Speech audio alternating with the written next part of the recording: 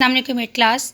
हम लोग हिस्ट्री के बाब नंबर 1 के रिवीजन कर रहे थे, बरतानवी हुकूमत का इस्तेहकाम, जिसमें हम लोगों ने पढ़ा कि अंग्रेज़ तजारती गर्द से आए थे, लेकिन 1857 की जंग आज़ादी के बाद अंग्रेज़ बरसगीर पर रूल कर रहे थे। और रूल करने के बाद उन्होंने इंतज़ामी पॉलिसी बनाई, किस तरीके से इंतज़ाम चलाना। उसके बाद हम लोगों ने पढ़ा था कि उन्होंने तालीमी पॉलिसी क्या बनाई थी।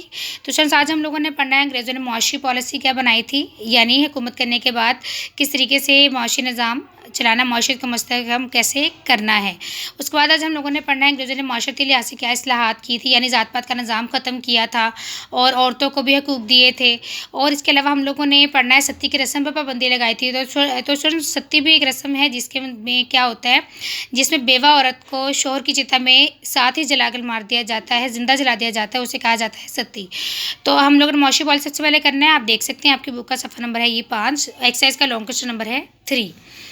तो स्वयं सबसे पहले अंग्रेज़ों ने बरसगीर में टैक्सों का नया निज़ाम मुतारिफ़ करवाया। पैमाइश और औज़ान, औज़ान बोलते हैं वज़न की जमा, यानी औज़ान वज़न किया जाता है, मापा जाता है, और पैमाइश मापने को। तो पैमाइश और औज़ान का नया निज़ाम बनाया और नई करेंसी मुतारिफ़ करवाई। रेलवे सड़कों का अच्छा निज़ाम कायम किया, नहरी निज़ाम को तरक्की दी और नहर पर पुल बनाए। जायदाद की मलकियत का कानून मुतारिफ़ करवाया। आज़ाद तजारत की हौसला अफजाई की और कपड़े पर दरामदी। दरामदी स्टूडेंट्स होता है, आप लोगों ने पढ़ा होगा, पहले भी 7th क्लास में स्टूडेंट्स आप लोगों ने पढ़ा है दरामदाद बरामदाद। तो यहाँ पर है दरामदी, यानी दरामद।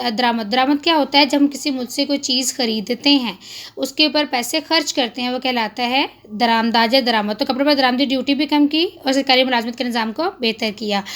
तो स्टूडेंट्स, अंग्रेज़ों ने बरसगीर में नौबादियाती मुआशी पॉलिसी जारी रखी। उन्होंने ऐसी पॉलिसी बनाई थी जिसके तहत बरसगीर बरतानवी सनत के लिए खाम माल हासिल करने की मंडी बन गया, यानी जो था वो बरतानवी जो हुकूमत थी, अंग्रेज़ थे, वो बरसगीर से खाम माल खरीदते थे, उसको मंडी के तौर पे इस्तेमाल करते थे और इस खाम माल को अपने मुल्क में लेके जाते थे, मुख्तलिफ मसनूआत बनाते थे और उनको बरसगीर में लाकर जो था वो महंगे दामों में बेचते थे, जिससे बरसगीर में जो था वो गुर्बत बहुत आम होती जा रही थी और बेरोज़गारी का दौर दौरा था।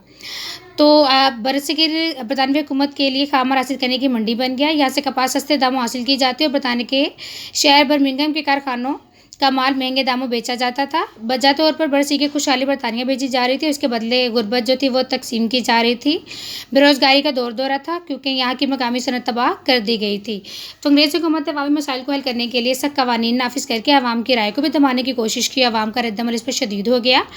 काले और गोरे के दरमियान जो फ़र्क था, अब बरतानवी पार्लियामेंट में भी इस पर तनकीद होने लग गई थी। तो स्टूडेंट्स, आपको पहले ही बताया है कि इंग्लिस्तान में कुल 3 सियासी जमातें हैं, liberal party, labour party, conservative party. तो अब यहाँ पे किसकी हुकूमत आई है, लिबरल पार्टी। तो इंग्लिस्तान में जब लिबरल पार्टी की हुकूमत आई तो उसने इस फ़र्क को कम करने के लिए कुछ फ़ज़ा हमवार की। ये आपको एक्सेस का लॉन्ग क्वेश्चन नंबर 3 आप देख सकते हैं सफ़ा नंबर 5 पर। उसके बाद सफ़ा नंबर 6 पर हम लोग जाएंगे। अंग्रेज़ दौर हुकूमत में माशरती इस्लाहात, सबसे पहले ज़ात पात का निज़ाम। हिंदू आप लोगों ने 6th क्लास में पढ़ा हुआ है कि आर्यों के ज़माने में ज़ात पात का निज़ाम था। 4 ज़ातें थी, ब्राह्मण, क्षत्रिय, वैश्य और शूद्र। ब्राह्मण को सबसे ऊंची ज़ात का दर्जा दिया जाता था, शूद्र को सबसे घटिया तस्वर किया जाता था। तो अंग्रेज़ों ने अपने दौर में इस निज़ाम को ख़त्म किया। इस वक्त जो था हिंदू माशरे में ज़ात पात का निज़ाम राइज था। ब्राह्मण, क्षत्रिय, वैश्य और शूद्र 4 ज़ातें थीं। इन ज़ातों के जिसमें मुख्तलिफ काम थे। ब्राह्मण सबसे ऊंची ज़ात है, शूद्र को घटिया तस्वर किया जाता था। अंग्रेज़ों ने तालीम में दूसरे इस्लाहात के ज़रिए माशरे में बराबरी के मौका पैदा किए। ज़ात पात के निज़ाम को हौसला शिकनी हुई और सदार निज़ाम को भी दचका लगा।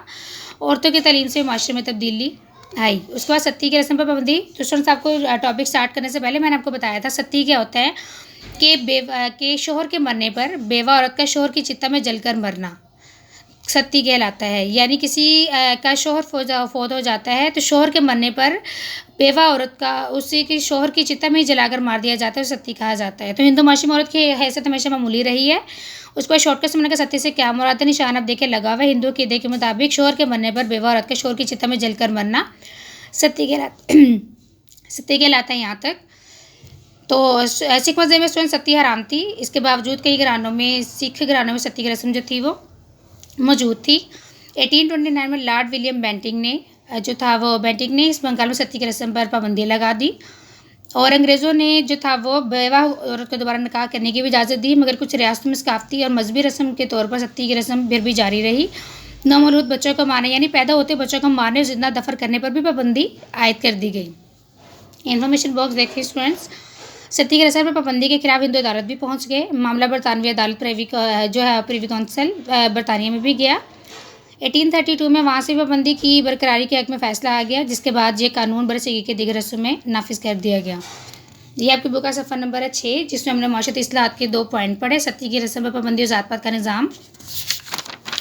सफ़र नंबर 5 पर हम लोगों ने पढ़ा अंग्रेज़ों की मुआशी पॉलिसी वाले लॉन्ग क्वेश्चन। तो फ्रेंड्स, आप लोगों ने ये टॉपिक अच्छे तरीके से याद करने हैं।